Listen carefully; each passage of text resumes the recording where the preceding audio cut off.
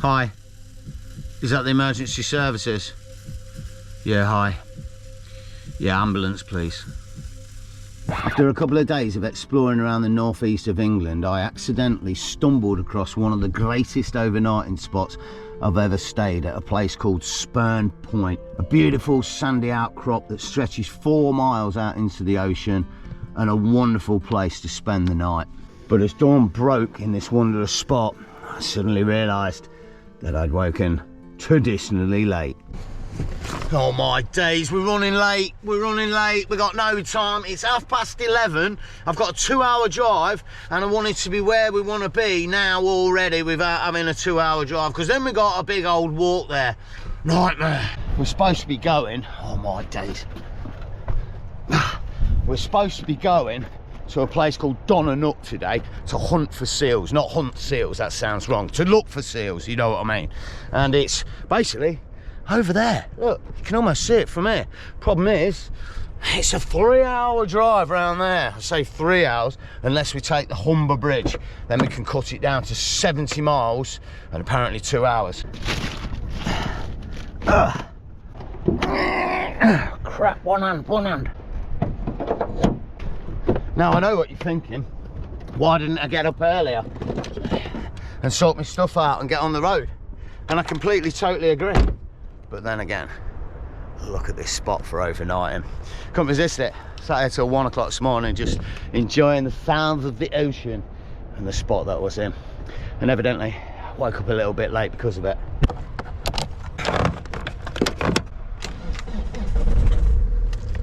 Whew, didn't think it was going to start then. Good news though, because we're so late and it's nearly 12 o'clock now, not half 11, it's been a bit grey this morning.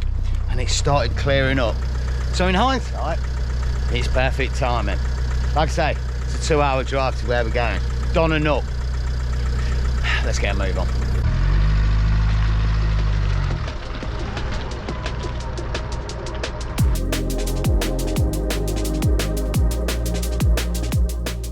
Oh, nightmare. This looks well confusing.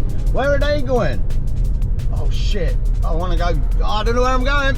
Oh shit, I want to be on the bridge. Oh, I hope this don't pull me off the bridge. Where have they gone? Oh, why have they gone that way? On the right. Oh, this is not good. I think it's good. I'm not sure. Why did they go in the middle and they don't have to pay? Oh, this is confusing. I've got to ask this dude.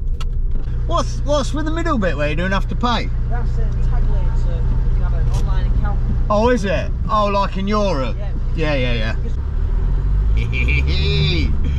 Legend! We're on the Humber Bridge! Living the dream!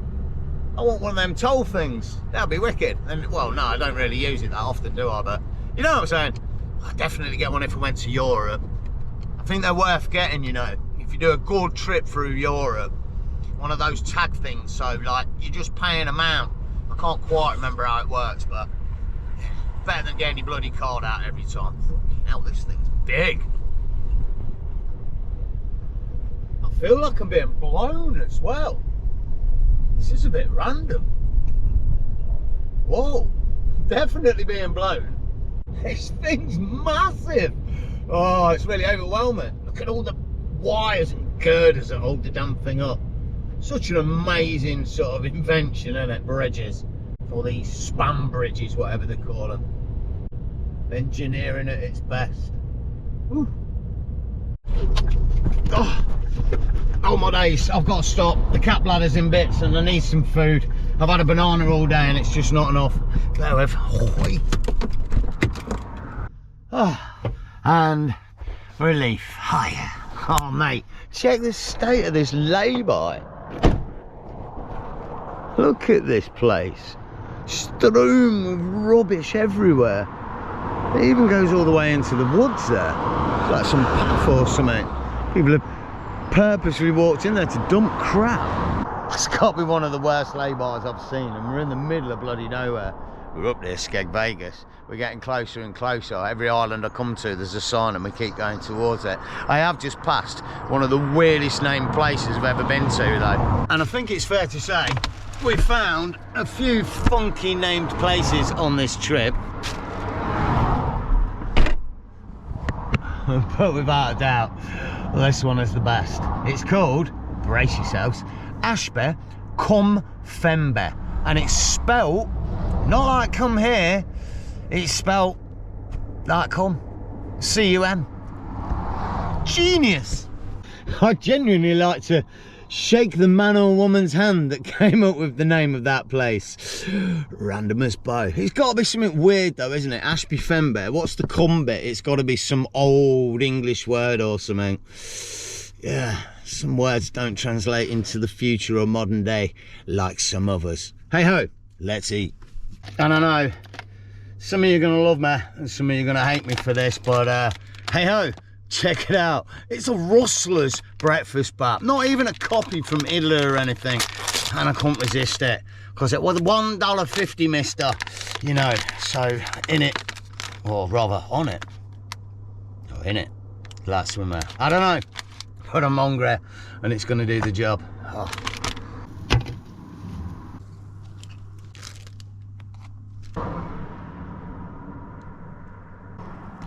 Ah, good news, sustenance in the belly and we're only 20 minutes from the spot. Seal hunting for the day. What a day, living the dream.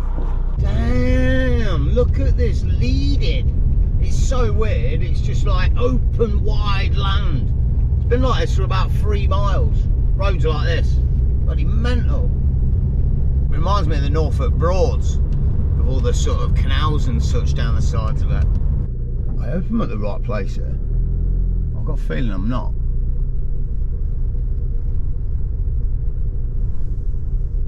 Oh shit, big drop.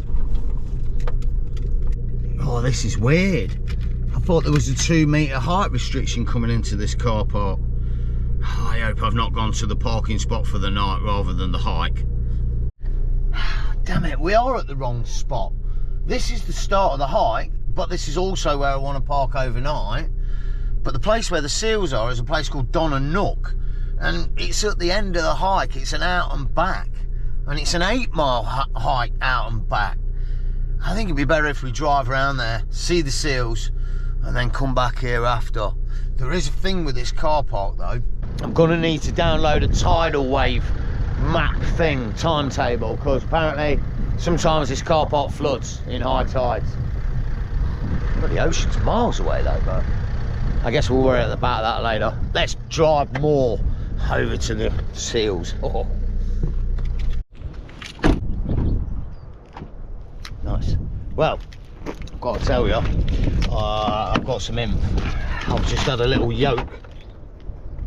Hate why it does that. Why does it do that? Look, lock, lock.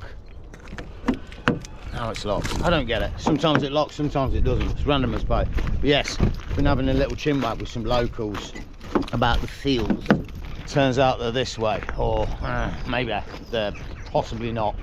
Oh, no way. They are out there. I didn't think there would be. They're not moving. That's a strange thing, isn't it? I don't think we're going to be able to see them.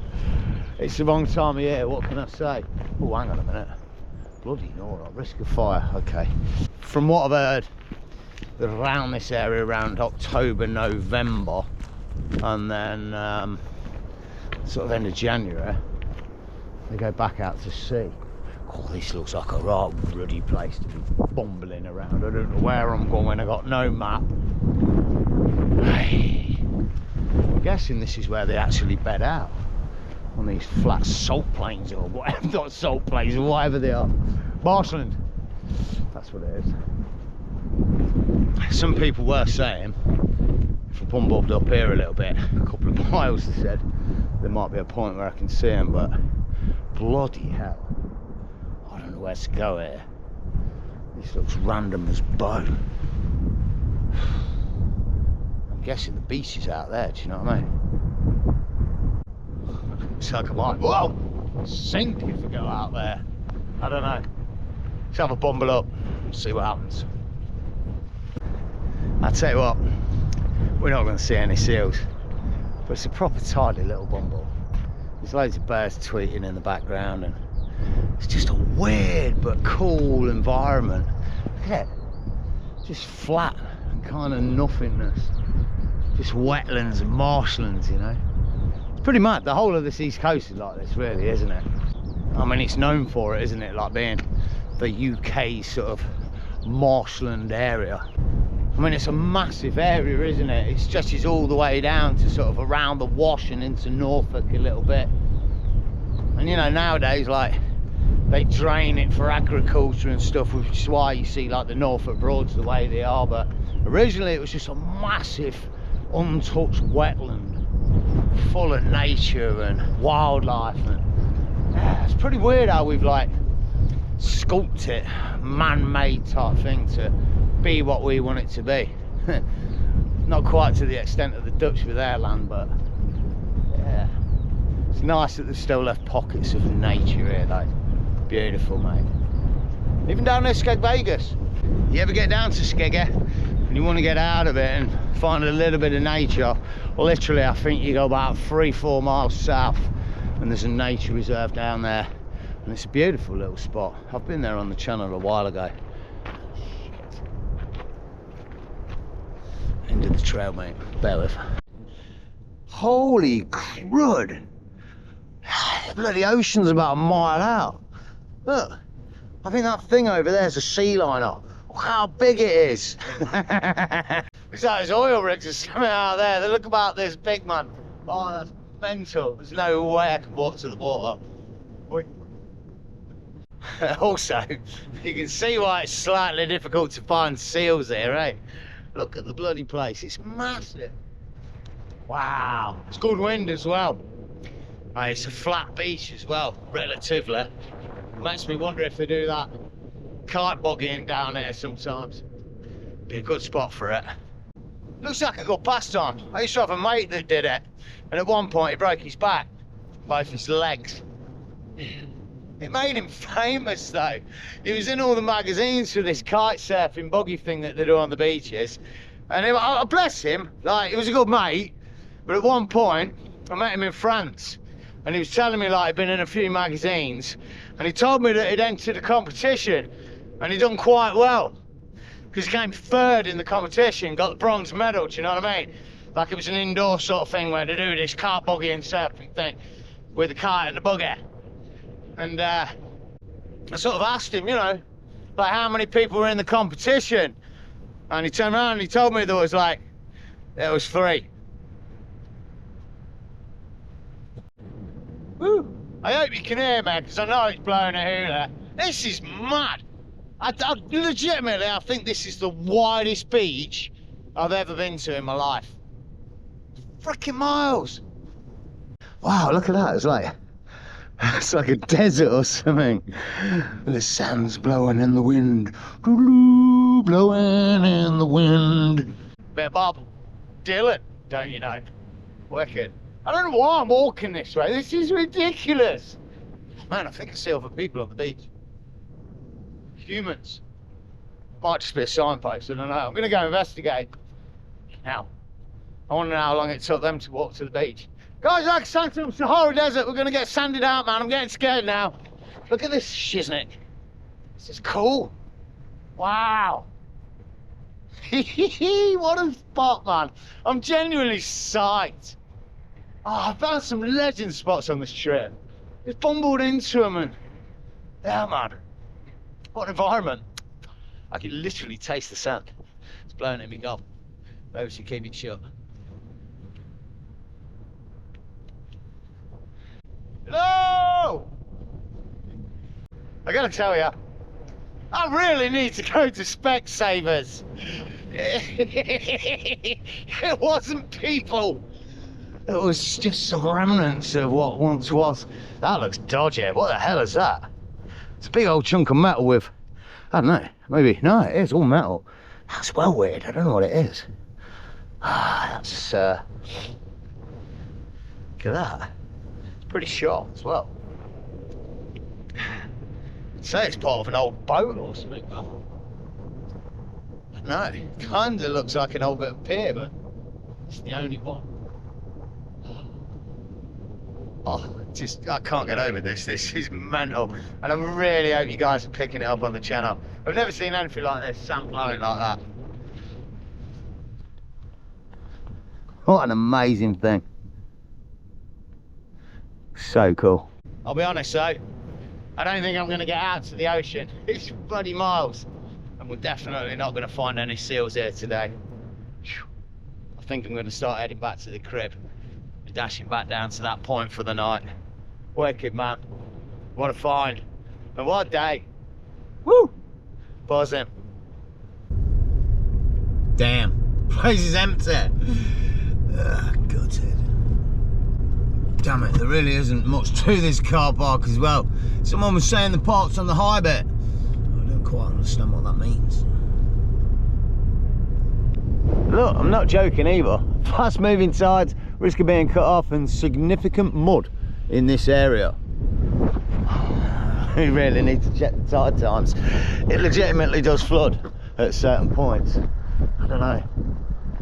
Talking to some locals who were saying there's other points that are a bit more worse than this, but it doesn't instill me with any confidence. Right, we're at Horseshoe Point, and according to the Tinterweb, it's telling me that the next high tide is at 6:27, so that's in 2 hours time. That's good, because that means I'll be able to see it. It's not like it's going to happen in the middle of the night, and if it starts flooding, well, then we have to move. I don't think it will. I can't see it coming. The ocean must be miles away. I mean, look, I don't even know where it is. I can't see it. I don't know how it gets up here to flood, but apparently it does. But the good news is, the next low tide is at 2:36 in the morning. Now, I'm no nautical expert, but I think the low tide's the good thing, because that's when the tide's low. Whereas the high tide is when it's more likely to flood this bloody area, you know what I mean? And that's in 2 hours, so all's well in this world. I guess I'll put the kettle on, chill a little bit, and see what floats our boat. Literally. And day has finally turned into night. And the good news is, we're not floating, so we can actually stay here for the night. Apparently, the locals are telling me, I don't know if I told you, but I've had IMF, and it only floats or sinks or floods between May and April. April and May, yeah, so we're all right. It's March. Also, great news, because I was thinking this car park feels a little bit cagey. It's Friday night, and it feels like one of them car parks where the youths and the young hoodlums come down to do all untoward type things. I don't know, smoke a load of bogweed and blare music. You know what they do. But as luck would have it, someone's pulled up in a van, and it's one of you guys. It was absolute legend. I've just sat in there and had a coffee and talked vans for about the past hour. And I will say, while I sort of get things ready for tonight's burning ceremony, that I've made a decision on what I'm doing with a van. And I honestly would love to tell you what that decision is now, but there's a few things pending on it, and they're going to be pending for about the next week, so I don't want to jump the gun and say something now that may or may not happen moving forward. So like I say, I have made a decision now, and I hope it can go the way that we want it to, me and Bob, because obviously the boss is the one that has the final say, and hopefully in a few episodes time I can bring you the news. And if you're not aware of what I'm talking about, I've been thinking about getting a van, but more specifically, one van came, or rather became available, that was doable and within my budget. A massive, high, long wheel-based Ford Transit. A very good option, and would make a brilliant series for a van build on the channel. But like I say, I don't want to drop anything now and say something now that may or may not transpire over the next few weeks. So there has been a decision made, and it's all exciting behind the scenes, but I need a few more episodes, or at least a week or two, to make sure it's all falling into place properly. More importantly for now, it's cremation time. Oh yeah. And the worst of this is, I mean, nothing special. We're doing ultimate burgers, and I've done them once or twice before, maybe a million times. But I'm hoping this doesn't go down the way it went down the other night. See, I had one of these, witnessed one of them off camera I know, naughty. I should record everything, but I do actually have to eat sometimes when I'm not on camera and fitting up for the next shot. Anyway, the problem was they were divine because, of course, they're the ultimate burger. Why wouldn't they be? And I think it's fair to say that I have cooked 1 or 2 meals in this car before. And 1 or 2 of them have been a little bit stinky. Fish in particular is now banned from the crib. These freaking things the other night, I say these, I only had 1 of them, made a stench beyond belief. I mean, this pan's burning. I don't know what's wrong with it. It's like losing its life and just burning into the middle of nowhere, giving up, going to hell. But I don't think that's what it was. It was the burger that smelled. And when I say smell, I had to sit with the door open for about half an hour, and then I went to bed that night, and at about 3 o'clock in the morning, I literally woke up gagging, because it's all I could smell was the ultimate burger. And basically, for the next 24 hours in this car, is all I could smell, whether I sat in the back or the driver's seat, didn't matter how much I opened the windows, it's all I could smell was the bloody ultimate burger, until yesterday, that smell got replaced by coffee. And that was all I can freaking smell in here is coffee. And I've not spilt one. I don't know what's going on. There may be, somewhere in the car, a packet that's been opened months ago that's going mouldy and may actually be forming into a life form by now, somewhere under a seat or something. But I don't think there is. I've had a good clean out. Yeah, now it's all I can smell in here is coffee. And I like the smell of coffee. But when that's all you can smell for 24 hours, it gets a little bit intense. Oh, hang on a minute. I just remembered. We might not have cheese. We've got fries. We can fancy it up a little bit. There's some mouldy green stuff. But also an onion. Oh yeah, mate. We're living in dreamland, baby.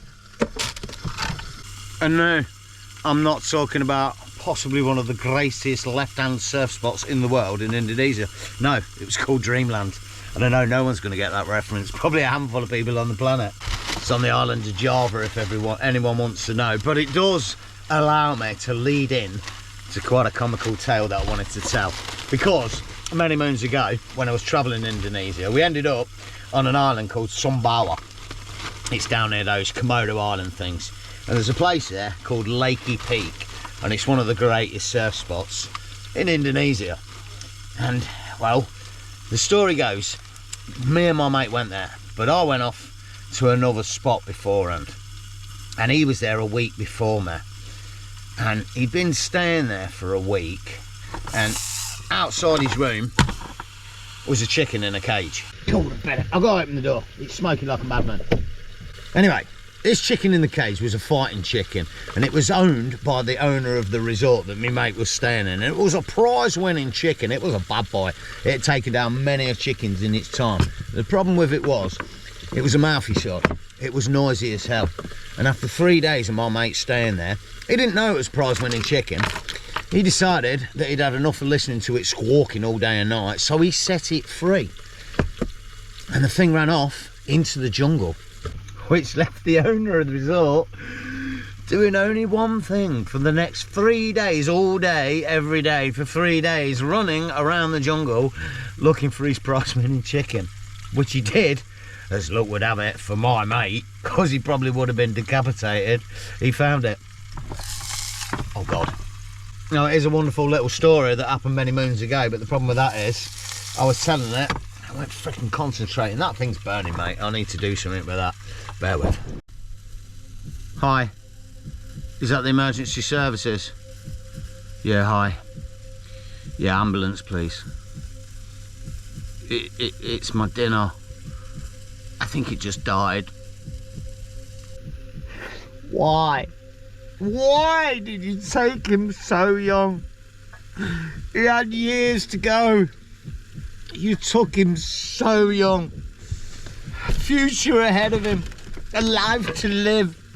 And now, cremation is the only way to go. Honestly. Wait till you see this. I'm not sure there's any meat left. I mean, look at the pan. Oh yeah, I can smell burning for sure now. Oh my God. Brace yourselves. That's so black. I think it could suck in a whole solar system. Oh, it's like a black hole. And the worst of it is, I'm not even sure the meat inside's cooked. It's just like, it's radiated on 1,000,000 degrees on the bloody ridge monkey. Look at the state of the damn thing. The outside's just giving up the will to live.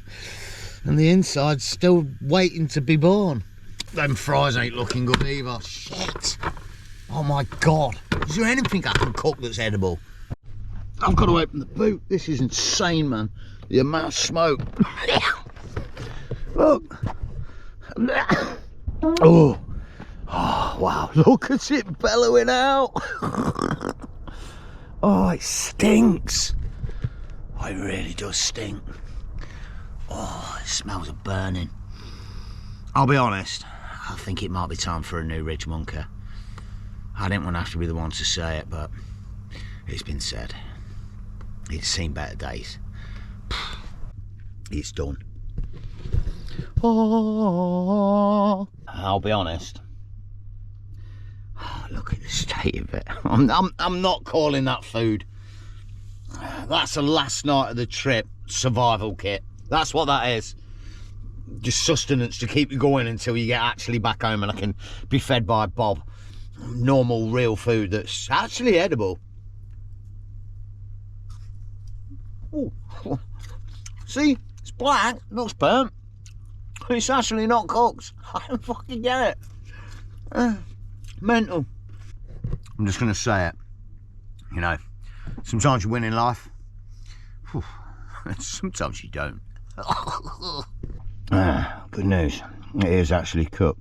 Bad news, you really can taste that charcoal seasoning around the edges of it. Gotta tell you, it's a busy car park. Cheers, sir.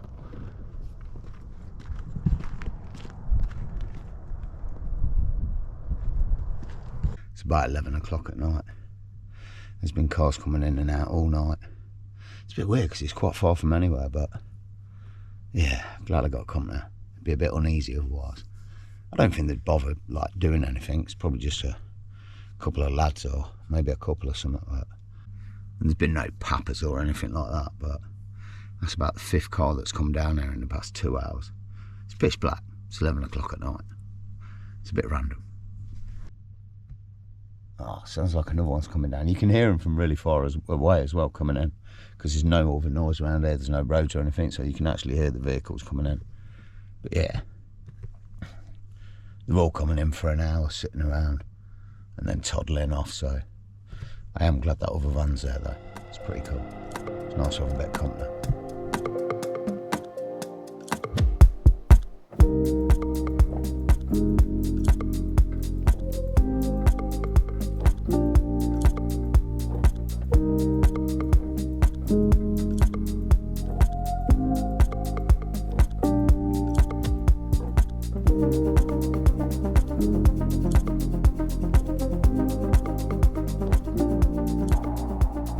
Well, happy to announce the car park didn't flood last night. It was, however, quite a busy car park, and I'm pretty glad they parked here all night last night, because it would have been a little bit unnerving. After the last time I logged in, I think we had 2 more cars rolling up until about 1 o'clock in the morning. No bother, just pulling in randomly to just sit around and do whatever they were doing. But check out this spot. This is wicked. We've got the walk that goes all the way up there to that Donna Nook, about 4 miles, and then this way it stretches for miles that way as well. I'm not entirely sure what it goes up to, probably the towns or whatever it is up the way, but it's full of little pillboxes everywhere. There's something down here, one up the way, and I think there's one right in the distance as well. The old fortifications from the old Second World War. This east coast is absolutely full of them all the way down. I think I've visited a few on some of the episodes previously, but really nice last little spot for this trip. It's been a wonderful little trip. It spurred me on for the next, and I'll hold my hands up, I actually don't know where I'm heading next. And one last thing, just before I log off, I wanted to say a big thank you to everybody that sent me some stuff over the past few months, and all the donations on Buy Me a Coffee. They really do mean a lot to me and help me keep carrying on with these misadventures. If you wanted to help support the channel, then there's a link in the description for the Buy Me a Coffee, where you can do just that, help support the channel and keep us moving and rolling on these mad misadventures. For now, a big love to everybody that follows the channel.